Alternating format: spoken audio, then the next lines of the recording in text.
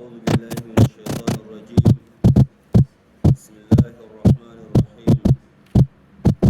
الحمد لله رب العالمين، والصلاة والسلام على أسعد النبيين وأشرف المرسلين، نبينا محمد صلى الله عليه وسلم وعلى آله وصحابته أجمعين، والتابعين ومن تبعهم بإحسان إلى يوم الدين، وسلم تسليما كثيرا. وسبحانك اللهم لا علم لنا إلا ما علمتنا إنك أنت العليم الحكيم. اللهم علمنا ما جهلنا وذكرنا ما نسينا ووفقنا لصالح الأعمال. اللهم علمنا ما ينفعنا وانفعنا بما علمتنا وزدنا علما. رب اشرح لي صدري ويسر لي أمري واحلل عقدة من لساني يفقه قولي. أما بعد، السلام عليكم ورحمة الله وبركاته.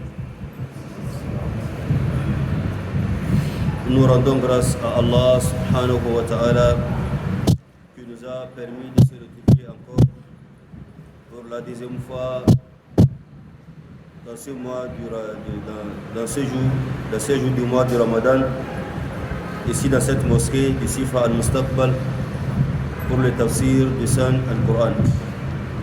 Nous sommes aujourd'hui au troisième jour du mois de Ramadan, l'année 1445, ce qui équivaut au 13e jour du troisième mois, l'année 2024, l'ère chrétienne. Hier, nous avons lu l'histoire des deux fils d'Adam alayhi salatu wassalam, entre ces deux fils du nom Habil et Qabil. Habil et Qabil qui se sont disputés au sujet du mariage de ses sœurs. Habil qui avait préféré, ou Habil qui voulait marier la sœur de Qabil, et Qabil avait préféré marier sa propre sœur. Mais Allah subhanahu wa ta'ala les a ordonné de faire des sacrifices à celui qu'Allah subhanahu wa ta'ala a accepté son sacrifice.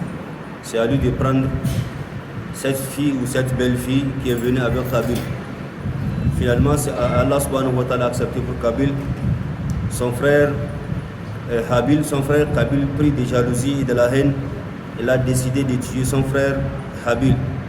Malgré la conversation qui s'est passée entre eux, une prêche indirecte que son frère Habil l'a prêché, le Shaitan n'a pas donné la chance de voir le danger de ce qu'il voulait faire.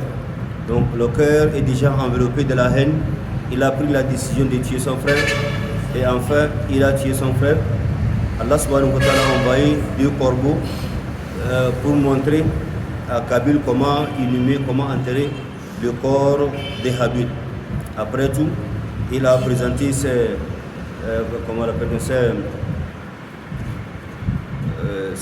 regret pour ne pas être intelligent d'enterrer son frère comme le corbeau l'a fait. Nous allons continuer avec le 32e verset de cette sourate. Allah subhanahu wa ta'ala dit: Min ajli dhalik katabna ala bani Israël. أعوذ بالله من الشيطان الرجيم. بسم الله الرحمن الرحيم. من أجل ذلك كتبنا على بني إسرائيل أنه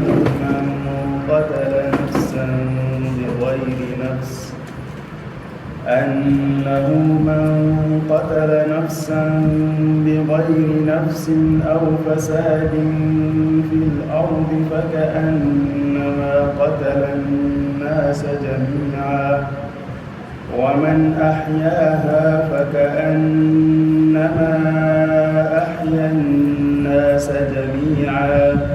ولقد جاءتهم رسلنا بالبينات ثم إن كثيرا منهم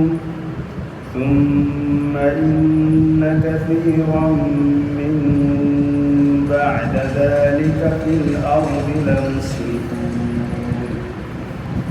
Allah subhanahu wa ta'ala dit: min ajli dhalika katabna ala bani Israël. C'est pourquoi nous avons prescrit pour les enfants d'Israël annahu man qatala nafsan bighayri nafsin, que quiconque tuerait une personne non coupable d'un meurtre ou fasadin fil ardi ou d'une corruption sur la terre, faka'annama qatala an-nasa jami'a, c'est comme s'il avait tué tous les hommes. Wa man ahyaha, et quiconque lui fait don de la vie, faka'annama ahya an-nasa jami'a, c'est comme s'il faisait don de la vie à tous les hommes. Wa laqad ja'atuhum rusuluna bil bayyinat, nos messagers sont venus à eux avec les preuves. ثم إن كثيرا منهم بعد ذلك في الأرض لمسرفون. Et puis voilà qu'en dépit de cela, beaucoup d'entre eux se mettent à commettre des excès sur la terre. Donc Allah subhanahu wa ta'ala dit après ça, donc après l'histoire des fils d'Adam, min ajli dhalik. Donc c'est pourquoi katabna ala bani Israël, nous avons prescrit pour les enfants d'Israël. Ici, les ulémas disent pourquoi la prescription est attribuée aux enfants d'Israël. Pourquoi?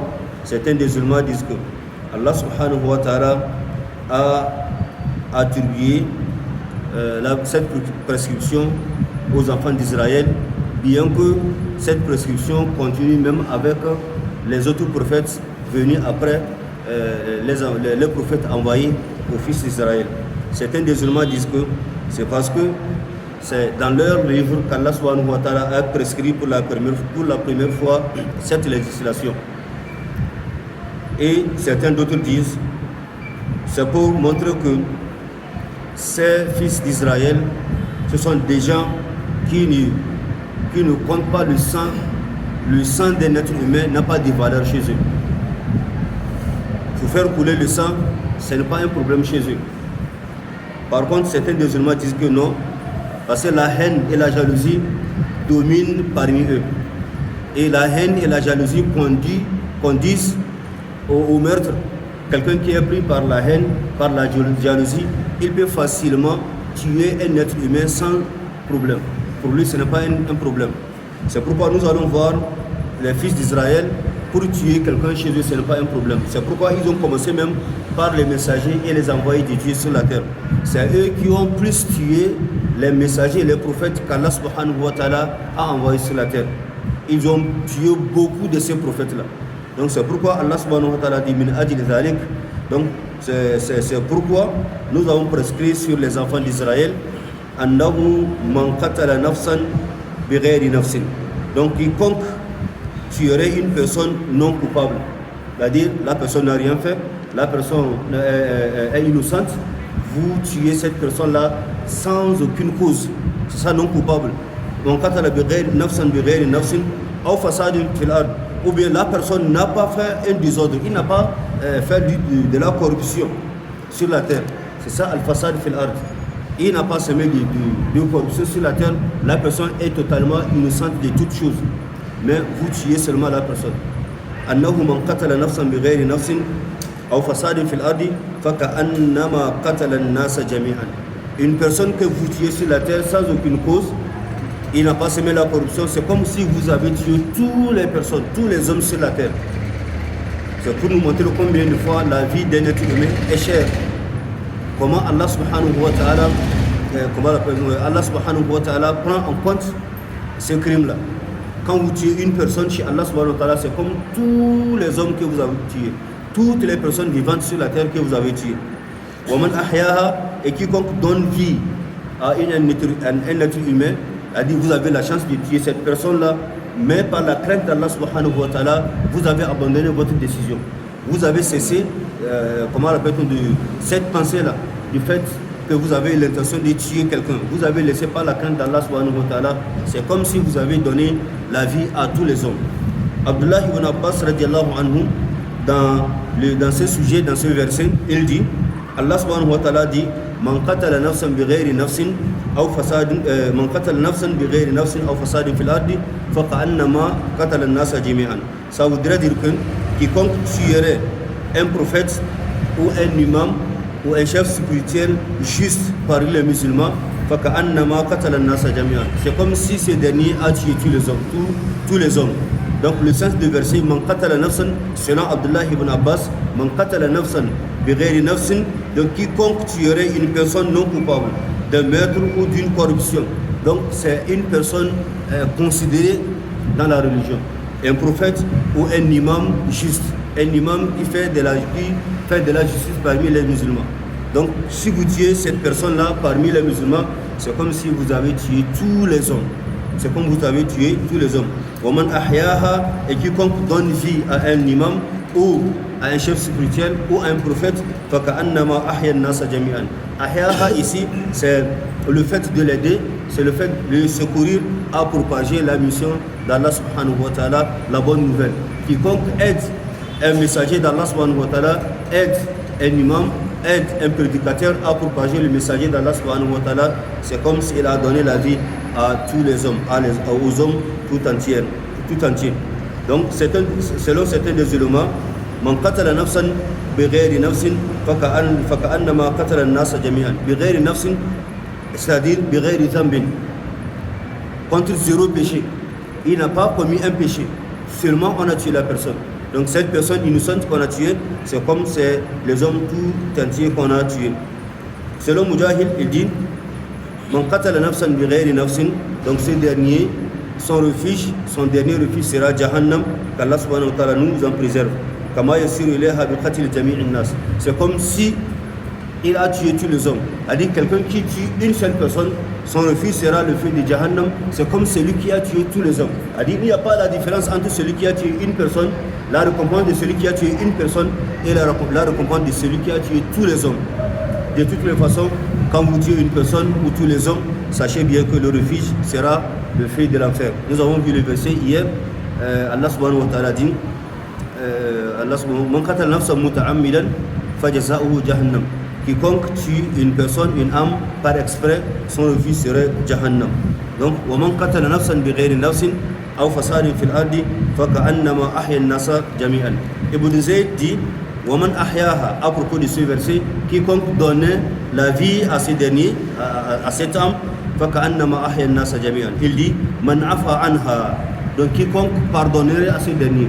Ça voudrait dire que nous savons déjà dans la législation de l'islam, quand vous tuez quelqu'un, votre sort, vous serez tué aussi. Mais le sort est dans les mains des personnes qui héritent celui que vous avez tué. C'est à eux de décider. C'est à eux de décider qu'on vous tue ou pas. Donc la décision revient dans leurs mains. S'ils ont décidé de vous pardonner, vous donner la vie, c'est comme si vous avez donné la vie à tous les hommes. Bien qu'il a posé un crime, il mérite la mort, mais vous avez décidé de lui donner la vie, donc de lui pardonner. Au lieu de le tuer, on le laisse vivre. Donc selon Zayd, il dit Waman ahyaha, ay waman afa anha, faka'annama ahya an-nasa jami'an. C'est-à-dire, Allah subhanahu wa ta'ala va lui donner la récompense de celui qui a donné la vie à tous les hommes. Donc au lieu de tuer tous les hommes pour avoir les péchés, lui il a préféré pardonner. Donc Allah subhanahu wa ta'ala lui donné une grande récompense. Selon Mujahid, Waman ahyaha faka'annama ahya an-nasa jami'an. Quiconque donnerait la vie à une personne, à une âme, selon Mujahid, man ahya min gharakin. Quiconque sauve la vie de noyade, quelqu'un vous voyez dans l'eau ou dans la mer ou dans l'océan, il est en train de se noyer. Il voulait partir ça, il voulait mourir ça, mais vous avez passé par des procédures pour le sauver. Donc, Waman ahyaha, ça veut dire que vous avez sauvé quelqu'un qui est en train de se noyer. Ou bien, il est en train de se brûler dans un incendie. Vous avez la possibilité de le sauver. Vous avez sauvé ces derniers-là. Donc, tout incident qui met en danger la vie d'un être humain et vous avez eu la chance de le sauver, sachez bien qu'Allah subhanahu wa ta'ala va vous donner la récompense de celui qui a fait vivre beaucoup de gens, des hommes sur la terre. Dans ce verset, من أجل ذلك كتبنا على بني إسرائيل أنه من قتل نفسا بغير نفس. C'est pourquoi nous avons prescrit pour les enfants d'Israël et quiconque tuerait une personne non coupable d'un meurtre ou d'une corruption sur la terre. Ça voudrait dire que il y a deux causes pour lesquelles on tue les êtres humains. Il y a deux causes pour lesquelles les hommes méritent d'être tués sur la terre. D'abord, Allah subhanahu wa ta'ala dit Man qatala nafsan bighayri nafsin. Donc une âme non coupable. Ça voudrait dire que quand vous tuez quelqu'un par exprès, on passe par tous les moyens, on a fait des examens, on a fait des analyses, on a vu déjà que la personne n'a rien commis, vous êtes en bonne santé, vous possédez votre faculté mentale, seulement que vous avez choisi par exprès de tuer, d'ôter la vie à une personne. Là, on va vous tuer aussi. Donc c'est la cause pour laquelle à l'islam on tue quelqu'un. Quand vous tuez quelqu'un par exprès, on vous tue. Ou bien vous semez la corruption sur la terre. La corruption sur la terre consiste à propager des mauvaises nouvelles, à détruire le monothéisme des gens, à propager du désordre sur la terre, la vente de drogues, et ainsi de suite. C'est pourquoi c'est ici, quand on prend quelqu'un avec la drogue ou bien ses trafics, on le met en prison pour quelque temps et on le sort. Dans des pays où on pratique la charia islamique, on vous prend avec ce trafic-là, sachez bien que vous n'aurez plus la chance de vivre. On va vous tuer. Parce que ça fait parmi des al-fasad fil ard, semer la corruption sur la terre. Donc ce sont deux choses pour lesquelles on tue les gens sur la terre. Quand vous tuez quelqu'un, on va vous tuer. Quand vous semez la corruption sur la terre, on va vous tuer aussi. Donc, min ajli dhalik, katabna ala bani Israël, annahu man qatala nafsan bighayri nafsin أو فساد في الأرض فكأنما قتل الناس جميعا ومن أحياها فكأنما أحيا الناس جميعا. Et Allah subhanahu wa ta'ala dit وَلَقَدْ جَاءَتْهُمْ رُسُلُنَا بِالْبَيِّنَاتِ. Nos messagers sont venus à eux avec des preuves claires, des versets clairs, avec des miracles pour prouver qu'Allah subhanahu wa ta'ala, c'est Allah subhanahu wa ta'ala qui les a envoyés vers eux. Ce sont des messagers vrais de la part d'Allah subhanahu wa ta'ala, avec des preuves claires, avec des livres, avec des révélations. Mais avec tout ça, ils ont traité du mensonge les prophètes de Dieu, les messagers d'Allah subhanahu wa ta'ala. Mais après tout, ça n'a pas servi à ces derniers-là. Et ils sont revenus dans leurs désordres. ثم إن كثيرا منهم بعد ذلك في الأرض لمسرفون. Et puis voilà, quand depuis de tout cela, avec des preuves claires, mais ils n'ont pas suivi ces prophètes, ils sont revenus à commettre aussi des excès sur la terre, dépasser les limites d'Allah subhanahu wa ta'ala sur la terre, commettre des péchés. Donc tout ce que le prophète a emmené comme des preuves ne les a servis en rien. Donc ils n'ont pas profité des messagers d'Allah subhanahu wa ta'ala et de tout ce qu'ils ont amené de la part d'Allah subhanahu wa ta'ala. Après tout, ils ont passé les limites, dépassé la limite d'Allah subhanahu wa ta'ala. Et après, Allah subhanahu wa ta'ala dit إنما جزاء الذين يحاربون الله ورسوله ويسعون في الأرض فسادا أن يقتلوا أو يصلبوا أو تقطع أيديهم وأرجلهم من خلاف أو ينفوا من الأرض ذلك لهم خزي في الدنيا ولهم في الآخرة عذاب عظيم إلا الذين تابوا من قبل أن تقدروا عليهم فاعلموا أن الله غفور رحيم. الله سبحانه وتعالى dit إنما جزاء الذين يحاربون الله ورسوله ويسعون في الأرض فسادا. La récompense de ceux qui font la guerre contre Allah et son messager, ويسعون في الأرض فسادا, et qui s'efforcent de semer la corruption sur la terre, أن يقتلوا, c'est qu'ils soient tués, أو يصلبوا, ou qu'ils soient crucifiés, أو تقطع أيديهم وأرجلهم من خلاف, ou que ce soit on coupe leurs mains et leurs jambes opposées, ou soit on les expulse, on les renvoie du pays. Ce sera pour eux l'ignominie ici-bas et même dans l'au-delà. Il y en aura pour eux un châtiment énorme le jour de la résurrection. إنما جزاء الذين يحاربون الله ورسوله la récompense de ceux qui font la guerre contre Allah et son messager. Faire la guerre contre Allah et son messager consiste à commettre vis-à-vis des péchés, à se montrer ennemi d'Allah subhanahu wa ta'ala vis-à-vis. C'est ça, faire la guerre contre Allah, contre Allah et son messager.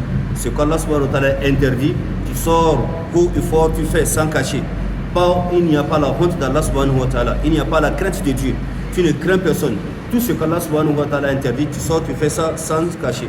C'est ça, faire la guerre contre Allah et son messager.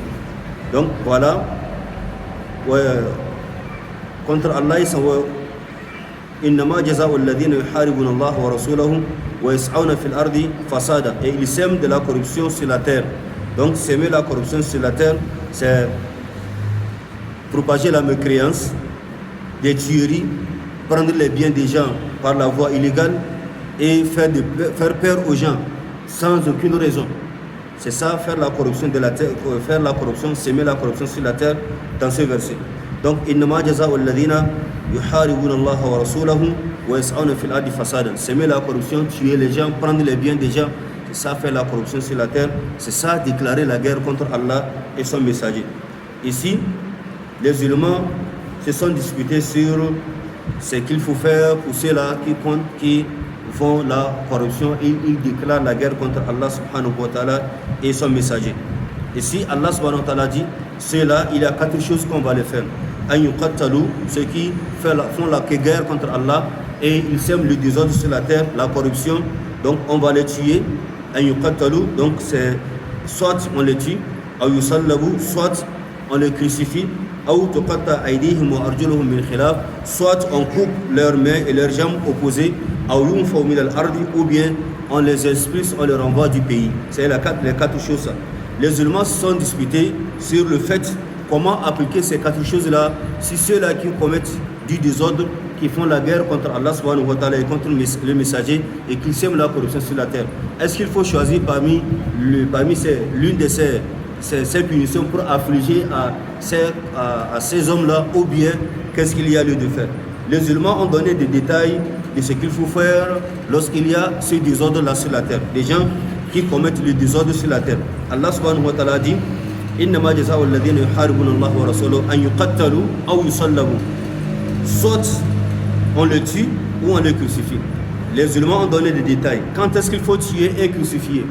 Et ils ont dit, si des gens qui déclarent la guerre contre Allah et le messager d'Allah subhanahu wa ta'ala. Ici, il faut préciser que le verset concerne les coupeurs de route. Les coupeurs de route, ceux-là qui interceptent, qui coupent la route aux gens, ils les tuent des fois, ils prennent leur argent des fois, ou bien ils tuent, ils prennent l'argent des fois, ou bien, ils font peur aux gens. Le verset s'adresse à eux. Quand ces hommes-là tombent dans les mains de la charia islamique, qu'est-ce qu'il y a lieu de faire pour eux? Allah subhanahu wa ta'ala dit on le tue ou bien on les crucifie. Quand est-ce qu'il faut tuer et crucifier? Les musulmans disent si ils coupent la route pour les gens, ils tuent et ils prennent l'argent ou les biens des gens, c'est en ce moment qu'il faut les tuer. Ils ont coupé la route, non seulement ils ont pris les biens des gens, ils les ont tués aussi. Ils ont commis 2 crimes à la fois. Donc ceux-là, s'ils tombent dans la main de la charia islamique, ce qu'il faut faire, il faut les tuer. Après avoir les tués, il faut les crucifier dans un lieu public et montrer aux gens. Ceux-là qui sèment ce trouble-là, ce désordre-là, ceux-là qui déclarent la guerre contre Allah et son messager, voilà leur sort pour faire peur aux gens qui ont l'intention de faire ou bien d'emboîter leur pas, ou bien des gens qui sont dans le réseau qui cessent. Ça va servir de leçon aux gens qui sont dans le cas. Donc, la première des choses, si ils tuent les gens et ils prennent les biens, c'est ce qu'il faut faire. On va les tuer, non seulement les tuer, mais on va les crucifier dans un lieu public. Les gens vont passer les voir et on va dire aux gens ce qu'ils font. Souvent, les gens voient que c'est comme Sharia exagère, ou bien il y a quelque chose une punition très dure pour les gens. Non, ce n'est pas ça. Quand vous allez voir, à chaque fois que Sharia inflige une telle punition à Dieu, parce qu'il mérite ça. Imaginez quelqu'un qui peut-être il tient tous ses biens. Il voyage peut-être pour faire les achats pour ses marchandises ou bien pour son commerce. Combien de gens qu'on a rendu pauvres sur champ à cause de coupures de route. Il est là avec ses biens, on arrache des millions avec lui, il sort du véhicule et il retourne à la maison avec les mains vides. Il devient pauvre sur champ. Ça, si on l'a laissé en vie, des fois on arrache ses biens ou soit on le tue. Mais c'est quand vous tombez dans ce cas que vous allez donner la raison à la charia islamique. Donc, s'ils ont tué, ils ont pris les biens, voilà ce qu'il faut donner comme punition. On les tue, on les crucifie. Et la deuxième chose, les musulmans disent, si seulement ils tuent et ils ne prennent pas les biens des gens, pour eux, c'est tuer seulement qui fait leur plaisir. Ils coupent la route, ils interceptent les gens sur leur voie. Au lieu de prendre les biens, ce n'est pas ça qui les intéresse, c'est la vie des êtres humains qui les intéresse. Donc ils tuent les gens et ils laissent les biens, ils partent. Donc ces derniers, si c'est ça leur travail, si une fois ils tombent dans la main de la charia islamique, après avoir fait des analyses, des constats, ceux-là ils ne prennent pas du bien, mais ils tuent seulement. Et en ce moment, on va les tuer aussi, sans les crucifier. C'est en ce moment qu'on va les tuer seulement. Et la troisième chose, si ils prennent les biens des gens, mais ils ne tuent pas. Ils prennent seulement les biens, de l'argent ou tout ce qui est bien avec vous, avec les gens. Ils prennent ça, mais ils vous laissent en vie, vous continuez la route. Quand ceux-là vont tomber dans la main de la charia islamique, qu'est-ce qu'il faut faire? On va couper leurs mains et leurs pieds en opposés. Si on coupe la main gauche, on va couper le pied droit. Si on coupe la main droite, on coupe le pied gauche. C'est comme ça. C'est ça leur punition. Parce qu'ils sont des voleurs. Ils sont des voleurs. Et ils ne tuent pas, ils sont des voleurs. Alors, lorsqu'on prend le voleur en islam, voilà ce qu'il faut faire ce qu'il faut lui donner comme la punition. On coupe sa main et sa jambe. Bien sûr, d'une manière opposée. C'est la troisième des choses. La quatrième chose, si ces coupeurs de route, leur travail, c'est pour couper la route aux gens, les faire peur. Ils ne prennent ni leur bien, ils ne tuent pas, c'est pour seulement faire peur aux gens. À chaque fois que vous les rencontrez sur la route, ils ne vous tuent pas, ils ne prennent pas vos biens, mais seulement qu'ils vont vous mettre en danger. Ils vont vous faire peur, après tout, ils vont vous laisser partir. Donc c'est ça qui fait leur plaisir. Chaque fois, il faut peur aux gens, il faut peur aux gens. Donc alors là, ces derniers, lorsqu'on les prenne, qu'est-ce qu'il faut faire? On les expulse, on les renvoie du pays. Donc on va les chasser du pays parce que leur crime, leur péché n'atteint pas de tuer ou bien de les crucifier. Donc voilà ce qu'il faut infliger comme punition. Donc on ne va jamais leur laisser la chance de revenir dans le pays, sauf s'ils ont présenté leur excuse, ils ont présenté leur touba envers Allah subhanahu wa ta'ala. C'est en ce moment qu'on va leur donner la chance de revenir. Donc voilà les quatre choses, les quatre punitions qu'Allah subhanahu wa ta'ala a dit dans ce verset, comment infliger ces punitions-là aux coupeurs de route. Donc ce sont quatre punitions.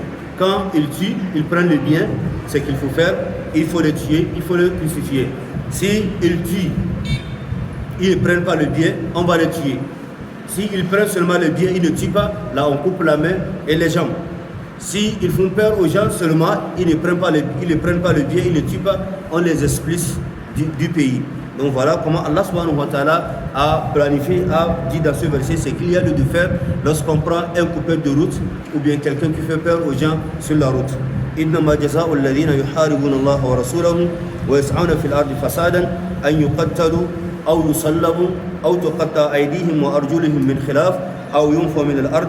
Allah subhanahu wa ta'ala dit ذلك لهم خزي في الدنيا. Ce sera pour eux l'ignominie ici-bas et même dans l'au-delà, au fil akhira. Donc il y en aura pour eux un énorme châtiment devant Allah subhanahu wa ta'ala. On les a punis sur cette terre et ils auront aussi leur punition devant Allah subhanahu wa ta'ala le jour de la résurrection. Ce verset a une cause de révélation. Les musulmans se sont divergés sur la cause de révélation de ce verset. Ibn Jarir al-Tabari, il dit اختلف أهل التأويل في من نزلت هذه الآية. Les gens du tafsir se sont divergés sur qui ce verset a été révélé. Certains des musulmans disent que Nazarat fi qawmin min ahli kitab, le verset a été révélé sur des gens, sur les gens, les gens du livre. Il y avait une promesse entre eux, le prophète et le prophète d'Allah, et ils n'ont pas tenu à leur promesse. C'est pourquoi Allah subhanahu wa ta'ala a fait descendre ce verset pour le punir. Certains des musulmans disent que non, Allah subhanahu wa ta'ala a fait descendre ce verset sur certains des gens, des associateurs. Et les derniers, par contre, les derniers ont dit Nazarat fi qawmin. Allah subhanahu wa ta'ala a fait descendre ce verset-là sur un peuple d'Arabes, c'est une communauté d'Arabes qu'on appelle Uraina wa Uqad. C'est deux tribus-là. Donc, pardon, le tribu Uraina qui habite dans un endroit où on appelle Uqad. Ces derniers, ils se sont tournés le dos à l'islam après avoir se converti à l'islam. Ils sont reniés, ils ont remis l'islam et même ils ont fait la guerre contre Allah et contre son prophète sallallahu alayhi wa sallam. Un hadith de la part de Anas ibn Malik, que Dieu l'a créé, le prophète alayhi sallam, il dit Anna rahata min Uqal, un groupe de gens qui habitent Uqal, et ce groupe-là, c'est parmi les tribus arabes qu'on appelle Wael. Il dit Ataw al-Nabi sallallahu alayhi wa sallam faqal. Ils sont venus chez le prophète alayhi sallam et dire Ya Rasulallah, au messager d'Allah, Inna ahla dar'in wa lam nakun ahla rifin. Ils sont venus chez le prophète sallallahu alayhi wa sallam. D'abord, ils ont déclaré leur islam. Ils sont convertis en islam. Ils sont restés à Médine pour un temps. Plusieurs sont ces deux étrangers venus à Médine. Un peu de temps qu'ils ont passé avec le prophète alayhi sallam, ils ont commencé par avoir la maladie de peau, comme la gale comme ça. Et ils ont dit au prophète alayhi sallam, nous qui sommes ici avec toi, nous sommes des éleveurs. Okay? Nous ne sommes pas des paysans. On ne fait pas le travail des champs. Il dit, voilà que nous sommes ici avec toi à Médine. Donc l'environnement ne nous convient pas, puisque voilà ce qui nous arrive dans peu de temps. Et le prophète alayhi salatu wassalam a ordonné l'un de ses compagnons de rassembler un petit nombre de chameaux. Donc le nombre qui ne dépasse pas 10. Et il les a fait accompagner avec un éleveur. Le prophète a dit de sortir en dehors de Médine. Ils vont boire le lait de ces chameaux et boire l'urine de ces chameaux-là pour se guérir. Donc cette maladie qui les a atteints à Médine, le produit ou le remède, c'est de boire le lait de ces chameaux et de boire l'urine de ces chameaux-là. Donc une fois arrivés dans un endroit après Médine, ils ont bu du lait, ils ont fait ce que le prophète alayhi sallam a demandé et ils ont eu la santé, ils ont gagné leur santé, ils ont gagné leur peau propre. Maintenant, qu'est-ce qu'ils ont fait? Ils ont tué cet éleveur que le prophète alayhi sallam les a fait accompagner et ils ont conduit le troupeau pour sortir de Médine. Dans peu de temps, la nouvelle est arrivée chez le prophète Mohammed sallallahu alayhi wa sallam et le prophète alayhi sallam a formé un groupe de les suivre, de suivre leur pas pour les rattraper. Heureusement, ces derniers ont été rattrapés et ramenés au prophète alayhi salatu wa sallam. Vous voyez, non seulement ils ont tué ce dernier, après avoir le tué, ils ont pris des épines, piqué ses yeux comme ça. Et ils ont coupé aussi sa chair. Donc ils l'ont tué d'une manière très bizarre. Pardon? D'une manière sauvage. Donc à leur arrivée devant le prophète alayhi salatu wa sallam, le prophète alayhi salatu wa sallam a fait la même chose pour eux. On les a tués, on a piqué leurs yeux et on les a laissés dans le désert. C'est comme ça, ils sont morts de faim et de soif. Ils voulaient de l'eau, mais personne ne venait à leur secours. Donc certains disent que c'est à cause de qu'Allah subhanahu wa ta'ala a fait descendre ce verset-là. Donc c'est la cause de révélation de ce verset. إنما جزاء الذين يحاربون الله ورسوله ويسعون في الأرض فسادا أن يقتلوا أو يصلبوا أو تقطع أيديهم وأرجلهم من خلاف أو ينفوا من الأرض. C'est la cause de la révélation de ce verset. Et après, Abdullah ibn Jarir al-Tabari a dit, c'est ça qui est clair sur la révélation de ce verset. Donc l'attribution, la cause de révélation de ce verset, c'est que nous venons de lire. Abdullah ibn Jarir al-Tabari a dit c'est ça que lui il voit, c'est ça qu'il adopte comme la révélation de ce verset. Et que c'est le verset qu'il faut appliquer aux coupeurs de route. Aux coupeurs de route, à leurs différentes manières d'agir lorsqu'ils coupent la route. Donc, ذلك لهم خزي في الدنيا ولهم في الآخرة عذاب عظيم. Et Allah subhanahu wa ta'ala dit إلا الذين تابوا من قبل أن تقدروا عليهم فاعلموا أن الله غفور رحيم. Donc, excepté, à l'exception de ceux-là qui se sont repentis avant de tomber en votre pouvoir. Donc, ceux-là, c'est ça leur travail. Ils coupent la route, ils font du n'importe quoi.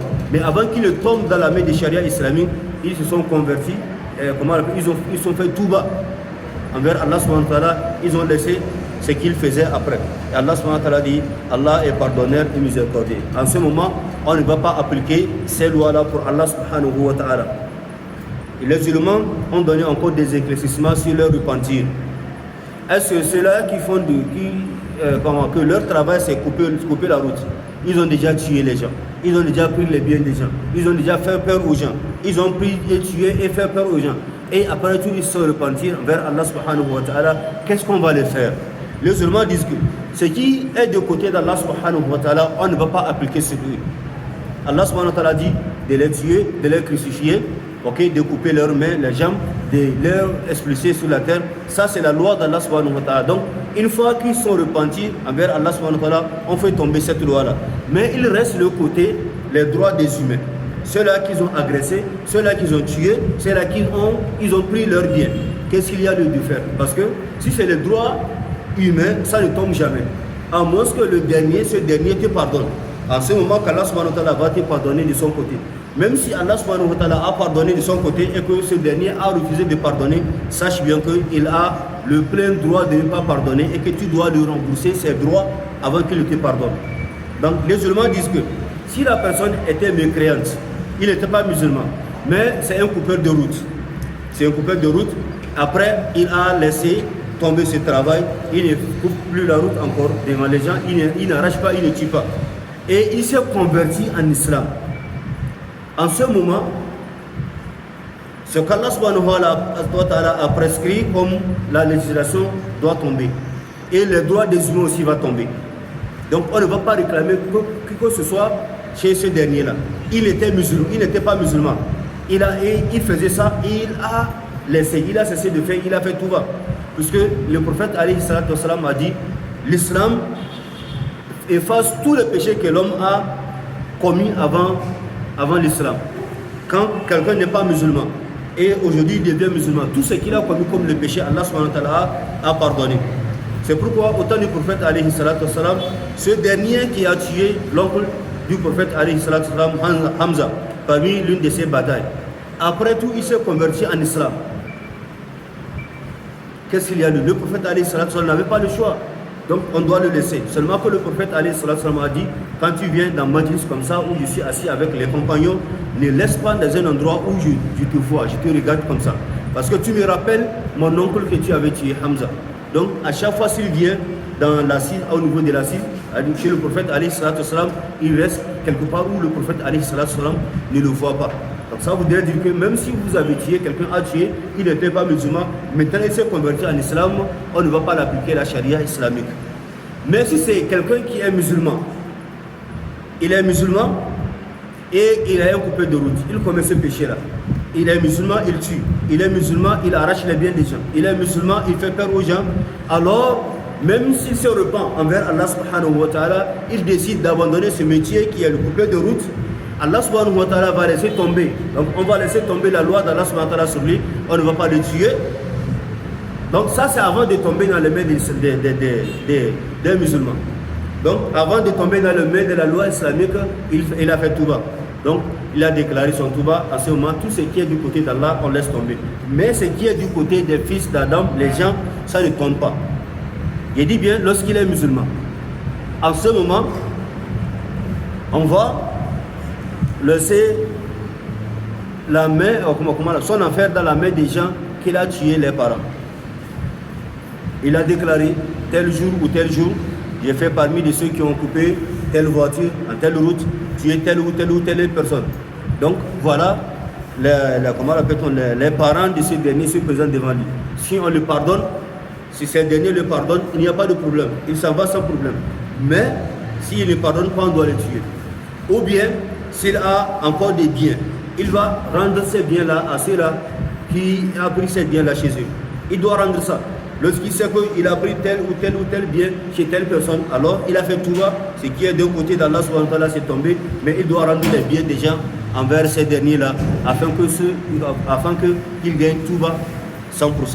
Donc voilà ce que les musulmans disent. Donc si ce n'est pas un musulman, il fait touba, avant de tomber dans la main de la charia islamique, ce qui est du côté d'Allah, ça tombe, et ce qui est même le droit des humains, ça tombe. S'il est musulman, il est coupé de route, avant de tomber dans la main des charia islamiques, il a fait touba, alors ce qui est du côté d'Allah tombe, mais les droits des humains ne tombent pas. Il doit demander le pardon ou s'excuser ou rendre les biens des gens qu'il a pris qu'il a pris. Et maintenant, si c'est qu'il est pris dans ce métier, avant de présenter son touba, avant de se repentir, il est tombé dans la main des gens de la charia islamique. Et maintenant, il déclare son touba. En ce moment, le touba là, on ne compte pas ça. On ne compte pas ça. Parce que maintenant, rien ne prouve qu'il a fait touba, il a présenté son touba, il est sincère ou il n'est pas sincère. Ou il n'est pas sincère. La sincérité, c'est quand il n'est pas tombé dans la main de la charia islamique, lui-même consciencieusement, il a dit, il faut que je laisse le métier. Il a laissé le métier. Ça, c'est un touba sincère. Mais une fois que tu es tombé dans la main, rien ne prouve que tu es sincère dans ton touba. Donc Allah subhanahu wa ta'ala dit illa alladhina tabu min qabli an taqdiru alayhim fa'lamu anna Allah ghafurur rahim. Donc excepté ceux qui se sont repentis avant de tomber en votre pouvoir, sachez qu'Allah subhanahu wa ta'ala alors il est pardonneur et miséricordieux. Et Allah subhanahu wa ta'ala dit dans le verset 37 ya ayyuhalladhina amanu taqullah. يا أيها الذين آمنوا اتقوا الله وابتغوا إليه الوسيلة وجاهدوا في سبيل الله لعلكم تفلحون. يا أيها الذين آمنوا اتقوا الله وابتغوا إليه الوسيلة وجاهدوا في سبيله لعلكم تفلحون. Et après ça, Allah subhanahu wa ta'ala dit Ya ayyuhalladhina amanu ittaqullaha wabtaghu ilayhi alwasila wajahidu fi sabilihi la'allakum tuflihun. Ya ayyuhalladhina amanu, ô vous les croyants, ittaqullaha, craignez Allah le très haut, wabtaghu ilayhi alwasila, cherchez les moyens de vous rapprocher de lui, wajahidu fi sabilihi, et lutter pour sa cause, la'allakum tuflihun, peut-être serez-vous dans ceux qui réussissent. Ya ayyuhal ladhina amanu, at-taqwa, Allah subhanahu wa ta'ala appelle ceux qui ont cru à Allah en lui, en leur disant ittaqullah, craignez Allah subhanahu wa ta'ala. Et la crainte d'Allah subhanahu wa ta'ala, c'est de sauver son âme de tout ce qu'il engendre la colère d'Allah subhanahu wa ta'ala. Tout ce que tu sais, quand tu fais ça, ça va engendrer la colère d'Allah subhanahu wa ta'ala sur toi. Alors il faut éviter ça. Et fais un effort de faire tout ce qu'Allah subhanahu wa ta'ala te demande de faire et écarte-toi de tout ce qu'Allah subhanahu wa ta'ala n'aime pas. C'est ça, at-taqwa. At-taqwa, c'est une manière de mettre une barrière entre toi et le châtiment d'Allah subhanahu wa ta'ala. C'est ça, at-taqwa. Donc, comment tu peux mettre une barrière entre toi et le châtiment d'Allah subhanahu wa ta'ala? C'est certes en accomplissant les œuvres des bienfaits et en s'écartant des mauvaises choses. C'est en ce moment que le musulman peut placer entre lui et le châtiment d'Allah subhanahu wa ta'ala une barrière. Donc, ittaqullaha wabtaghu ilayhi al-wasila, et chercher le moyen de vous rapprocher de lui. Al-wasila, c'est tout ce que l'homme entreprend, tout ce que l'homme fait pour être proche d'Allah subhanahu wa ta'ala. Toutes sortes d'adoration, tout ce que tu fais pour être proche d'Allah subhanahu wa ta'ala, c'est ça qu'on appelle al-wasila. Donc c'est une voie que l'on emprunte. Et dans cette voie, tu essaies de faire ce qu'Allah subhanahu wa ta'ala veut et tu t'éloignes de ce qu'Allah subhanahu wa ta'ala ne veut pas. Donc c'est une manière de te rapprocher auprès d'Allah subhanahu wa ta'ala, c'est ça al-wasila. Al-wasila, c'est une manière d'accomplir des œuvres de bienfaits et de s'écarter des péchés. Al-wasila, comme le Raghib al-Asfahani dit, at-tawassul ila shay bi raghba. C'est une manière d'emprunter, d'arriver à quelque part avec un désir, avec un objectif.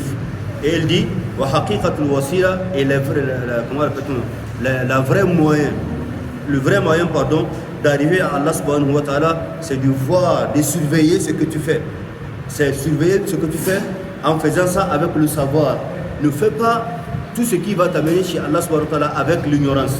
Tout ce que tu fais et tu sais que cela va t'amener chez Allah subhanahu wa ta'ala, alors il faut vraiment être clair, il faut avoir la clairvoyance dans ce que tu fais. Quand tu veux prier, sache que ce que tu fais comme la prière est une bonne chose. Du début jusqu'à la fin de la prière, tu sais ce que tu dis, tu sais ce que tu fais et tu connais l'importance de la prière. Quand tu fais la zakat, c'est que pourquoi tu fais la zakat? Tu fais ça avec la clairvoyance. C'est ça ce que Raghib al-Asfahani dit. Donc tout ce que tu fais, il faut être avec la clairvoyance et avec des adorations. Et de la même manière, respecte la charia islamique. Donc ce sont des moyens, des voies que tu vas entreprendre pour que ça t'amène proche d'Allah subhanahu wa ta'ala. Et wajahidu fi sabilihi.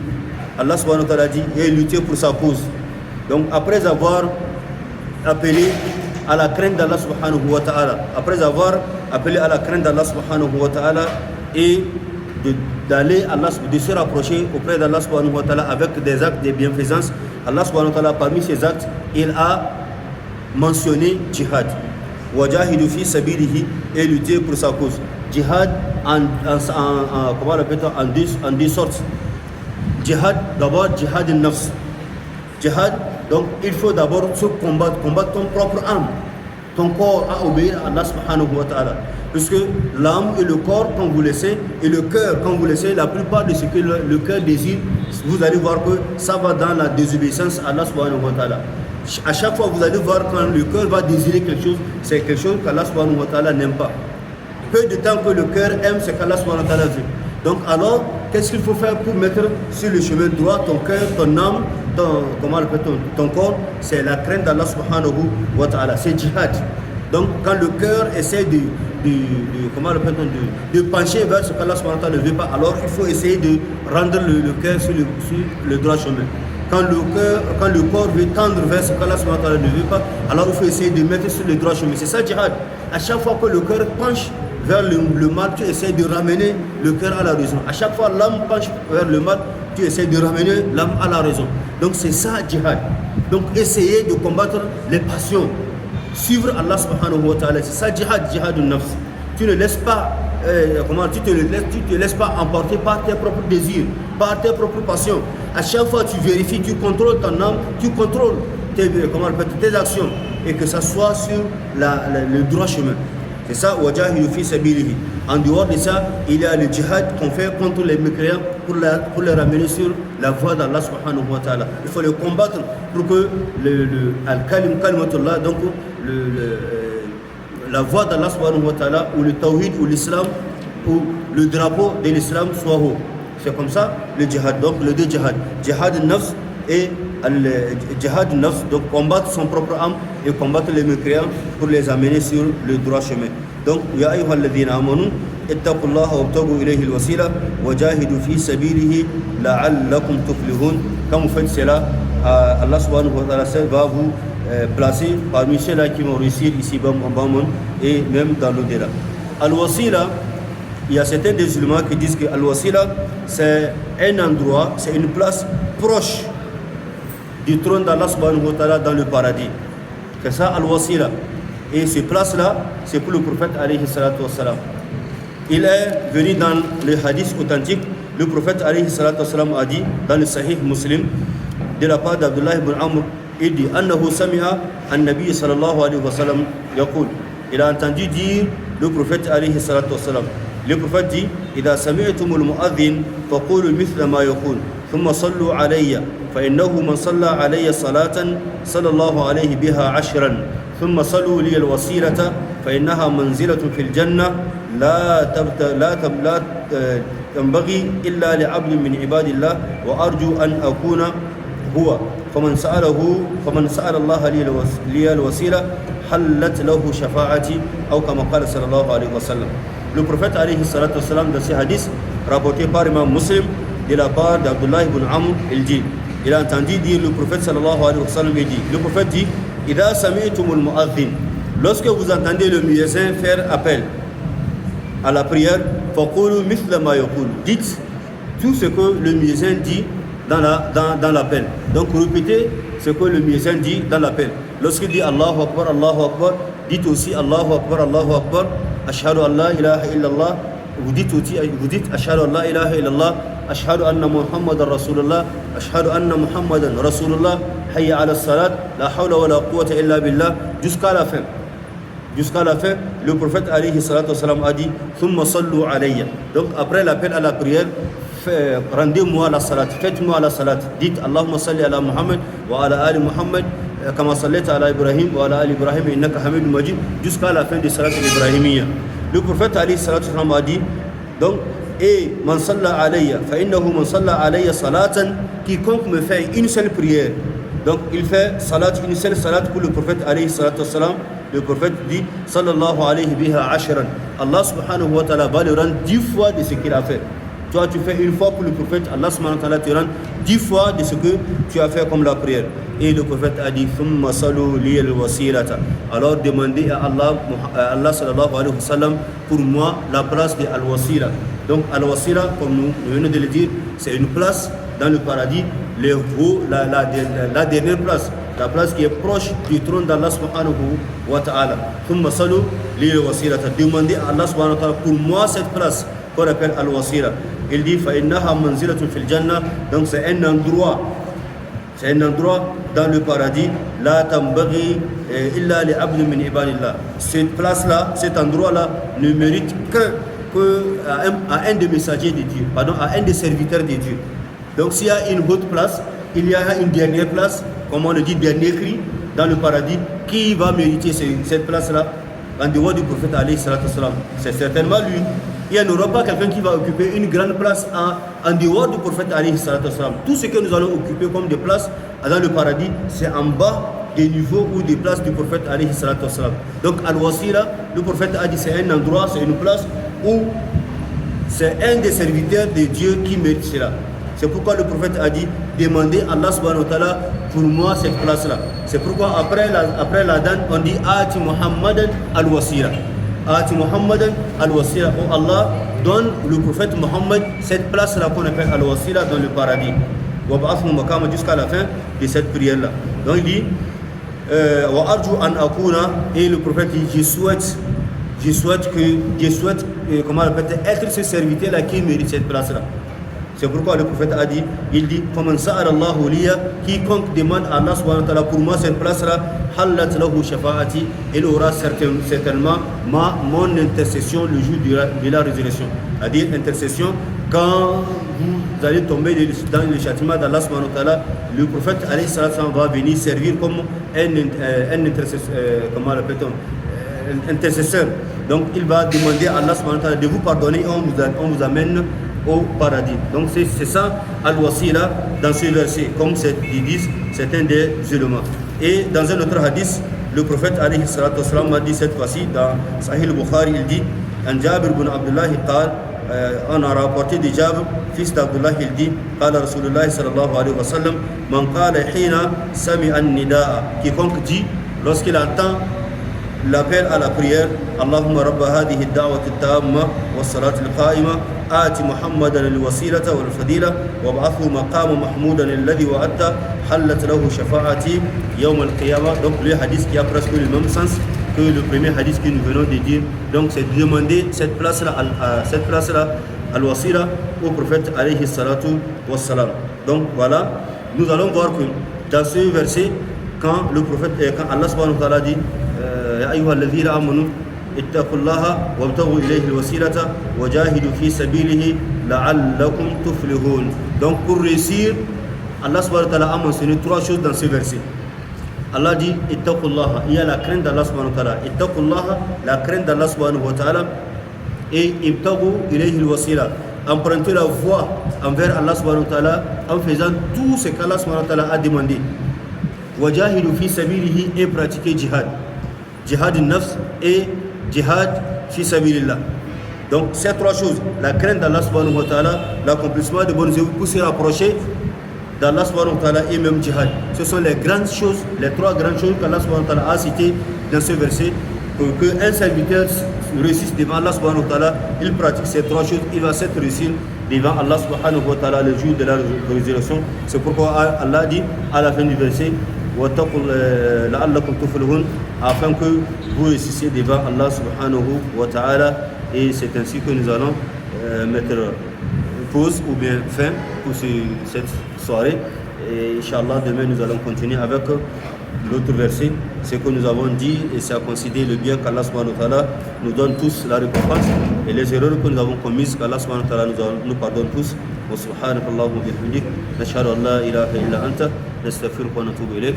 Assalamu alaikum wa rahmatullahi wa barakatuh.